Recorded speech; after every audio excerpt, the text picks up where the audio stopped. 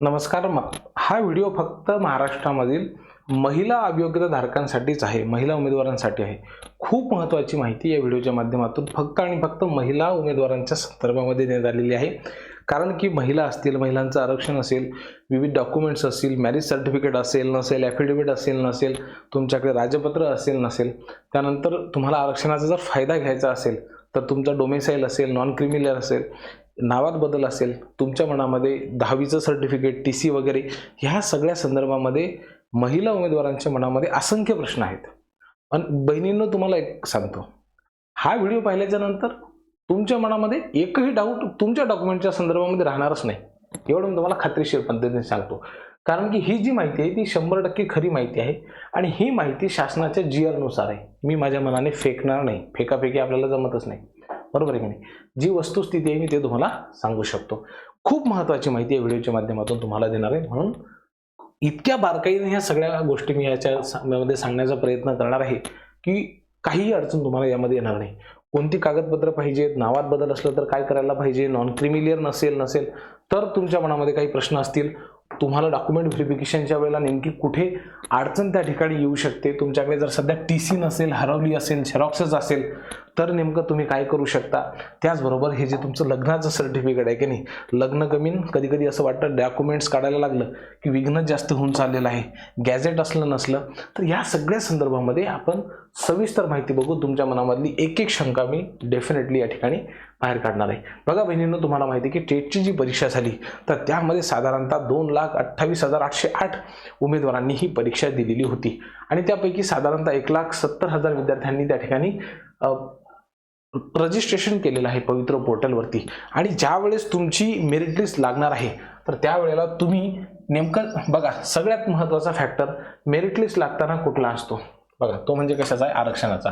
आता आरक्षण कधी मिळतं, जर तुमच्याकडे नॉन क्रिमिलियर असेल नसेल तर ठीक आहे ना, त्याच्यामध्ये फक्त SC ST आणि ओपन कॅटेगरी त्याच्यामध्ये फक्त नॉन क्रिमिलियरसाठी निघून जाते. परंतु तरी सुद्धा त्यांना महाराष्ट्रातील असल्या कारणामुळे जर महिला आरक्षणाचा जरी फायदा घ्यायचा असेल तरी सुद्धा डॉक्युमेंट पाहिजे. कुठलं पाहिजे ते मी सांगतो. त्याच्यानंतर तुमचं इयत्तांचा गट चेक केला जातो, बरोबर आहे की नाही. तुम्ही जो विषय निवडलेले आहेत, प्राधान्यक्रम निवडलेले आहेत, त्याच्यानुसार तुमची जी आहे ती मेरिट लिस्ट त्या ठिकाणी जाहीर होते. आणि हे सगळं करत असताना तुम्ही सेल्फ सर्टिफिकेशन करताना जी माहिती नमूद केलेली आहे त्या माहितीच्या आधारावरतीच हे सगळं होत असतं, बरोबर आहे की नाही. मग तुम्ही आता सेल्फ सर्टिफिकेशन करताना नेमकी कुठली माहिती त्या ठिकाणी दिलेली आहे आणि पुढं तुम्ही नेमकं काय करणार आहात, ही सगळ्या गोष्टी खूपच महत्त्वाच्या आहेत, बरोबर की नाही. आणि म्हणून GR नेमकं काय सांगतो ते पाहणं गरजेचं आहे. तुमचं संपूर्ण नाव आणि पत्ता तुम्ही मेन्शन केलेला असेल. आता अडचण सुरुवात होते नावापासून. मग आता तुम्ही नावामध्ये नेमकं काय टाकलेलं आहे, पतीचं नाव टाकलेलं आहे की वडिलांचं नाव टाकलेलं आहे, हा प्रश्न महत्त्वाचा आहे. वडिलांचं टाकलं असेल तर मग नेमकं तुम्हाला कुठलं सर्टिफिकेट द्यावं लागेल, पतीचंच असेल तर तुम्हाला नॉन क्रिमिलियर कोणाचं जोडावं लागेल, हा मोठा प्रश्न तुमच्या मनामध्ये आहे. मग याचं उत्तर आपण बघूयात. बघा GR काय सांगतो ते आपण बघू. उमेदवाराचं वय, शैक्षणिक आणि व्यावसायिक अर्हता, आरक्षित प्रवर्ग, नॉन क्रिमिलियर गटामध्ये तुम्ही आहात, त्यानंतर दिव्यांग व्यक्ती, महिला आरक्षण, इथे महत्त्वाचं आहे. तुम्हाला कशाचा फायदा घ्यायचा आहे, त्या ठिकाणी महिला आरक्षणाचा फायदा घ्यायचा असेल. आता हे जर घ्यायचं असेल तर तुम्हाला हेही पाहिजे, आवश्यक आहे, बरोबर आहे की नाही. आणि आरक्षित प्रवर्गामध्ये असल्याचा सुद्धा आपल्याला दाखला त्या ठिकाणी पाहिजे. मग महत्त्वाचं काय ठरतं बघा, या पदभरती करता 2025-26 या वर्षाचं EWS सर्टिफिकेट पाहिजे.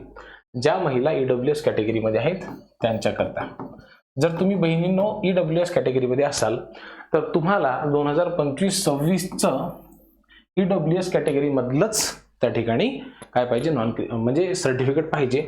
दुसरं महत्त्वाचं म्हणजे तुमच्याकडे जे नॉन क्रिमिलियर आहे त्याच्यावरती सुद्धा 25-26 असं लिहिलेलं असलं पाहिजे, बरोबर आहे की नाही. म्हणजे समजा तुम्ही 2024 या वर्षामध्ये काढलेलं असेल, 2024-25 मध्ये, तर हे व्हॅलिड आहे. तुम्ही जर समजा 2023 मध्ये काढलेलं असेल तर ते कुठपर्यंत चालतं, 23 ते 24, 24 ते 25 आणि 25 ते 26, तर हे सुद्धा व्हॅलिड त्या ठिकाणी असणार आहे. परंतु तुम्ही जर समजा 2022 मध्ये काढलेलं असेल तर ते मात्र व्हॅलिड होणार नाही, कारण की 22 ते 23, 23 ते 24 आणि 24 ते 25 हे इथे संपलेलं आहे, हे तुम्हाला चालणार नाही. मग काही बहिणींनी काय केलेलं होतं की जे सेल्फ सर्टिफाय करायचं होतं, बरोबर आहे, 14 मेच्या नंतर त्या ठिकाणी बहिणींनी काय केलेलं होतं, नॉन क्रिमिलियर काढलेलं होतं. कधी काढलेलं होतं नॉन क्रिमिलियर? 14 मेच्या नंतर काढलेलं होतं. तर मग हे धरल्या जातं का ग्राह्य? हो बहिणींनो, तुम्हाला काही अडचण नाहीये, हे सुद्धा नॉन क्रिमिलियर तुमचं गृहीत धरल्या जातं, काही अडचण नाहीये. बरं, आता हे जे नॉन क्रिमिलियर ते कोणाच्या नावाचं पाहिजे? वडिलांच्या नावाचं असलं तरी सुद्धा चालेल. असलं तर चालेल, म्हणजे तुमचं जे काही म्हणजे याच्यामध्ये संदर्भामध्ये थोडीशी अडचण झाली होती, बरोबर आहे की नाही, की बा कोणाच्या नावाचं नॉन क्रिमिलियर पाहिजे. तर आता तुमचं जे कास्ट सर्टिफिकेट आहे तर ते कास्ट सर्टिफिकेटच मुळात वडिलांच्या नावानं असते, बरोबर आहे की नाही. म्हणून तुम्हाला नॉन क्रिमिलियर जे आहे तर ते सुद्धा वडिलांच्याच नावानं असलं तरी सुद्धा चालेल, म्हणजे NCL जे आहे तर ते वडिलांच्या नावानं असलं तरी सुद्धा चालेल, यामध्ये काही एक अडचण नाहीये. फक्त जे EWS कॅटेगरी मधले आहेत की नाही तर त्यांना महाराष्ट्राचंच EWS सर्टिफिकेट पाहिजे, ही आपण सगळ्यांनी त्या ठिकाणी लक्षात घेणं अतिशय महत्त्वाची बाब आहे. आता बघा, कोणत्याही प्रकारचा आरक्षणाचा तुम्हाला लाभ घ्यायचा असेल, म्हणजे उदाहरणार्थ तुम्हाला महिला आरक्षणाचा जरी लाभ घ्यायचा असेल, बरोबर आहे की नाही, तरी सुद्धा तुम्ही महाराष्ट्राचं रहिवासी असणं गरजेचं आहे. म्हणजे तुमच्याकडे कुठलं डॉक्युमेंट पाहिजे बहिणींनो? डोमेसाईल सर्टिफिकेट पाहिजे. आलं का लक्षामध्ये? महिला आरक्षणाचा जरी तुम्हाला फायदा घ्यायचा असेल तरी सुद्धा तुमच्याकडे कुठलं डॉक्युमेंट मस्ट आहे? डोमेसाईल, बरोबर आहे, हे असेलच. आता बघा, ज्यावेळेस तुम्ही फॉर्म भरत होता किंवा सेल्फ सर्टिफाय करत होता तर त्यावेळेला कदाचित हे तुमच्याकडे नसू शकते, बरोबर आहे.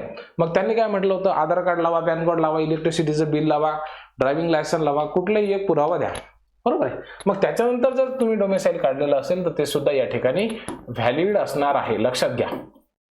फक्त डोमेसाईल तुमच्याकडे पाहिजे. कशासाठी? तुम्हाला महिला आरक्षणाचा जर फायदा घ्यायचा असेल तर तुम्हाला हे आवश्यक आहे.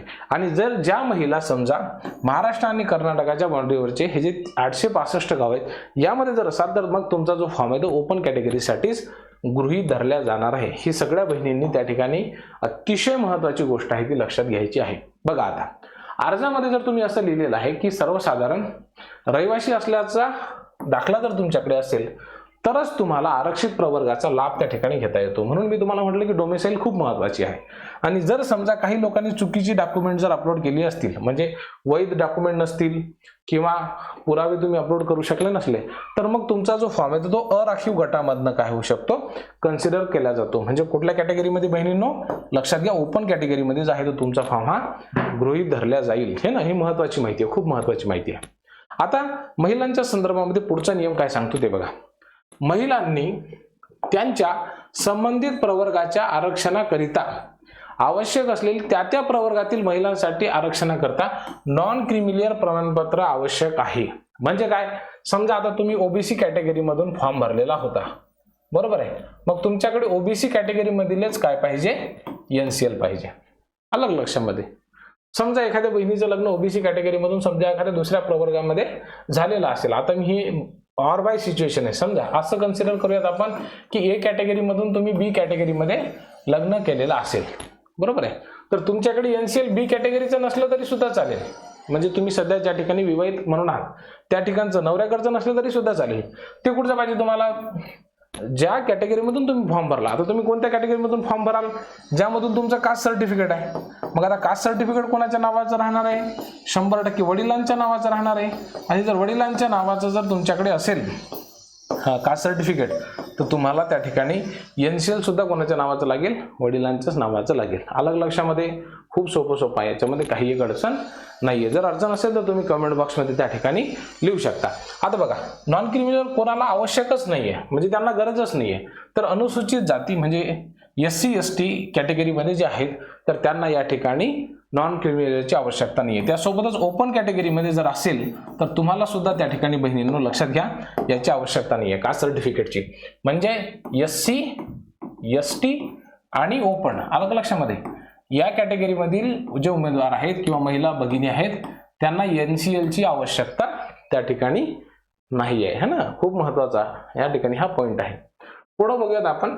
वयाचा जर तुम्हाला पुरावा पाहिजे असेल, बरोबर आहे की नाही, तर अनेक जणी काय म्हणतात किंवा सर आता काय करायचं, पुरावा कसा लावायचा, TC वगैरे पाहिजे का? माझ्याकडे नाही आहे.